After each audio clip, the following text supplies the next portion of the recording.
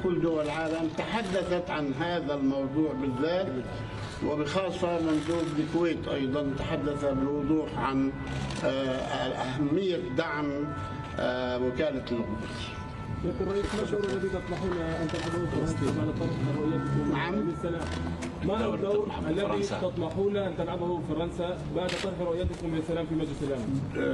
فرنسا من اهم الدول الاوروبيه، وبعتقد انه ستقود يعني موقفا اوروبيا. متى لا اعرف، ولا يعني لم نصر على ان نعرف متى، لكن هو حريص على ان يكون هناك موقف اوروبي قادر على ان يعني يلعب هذا الدور.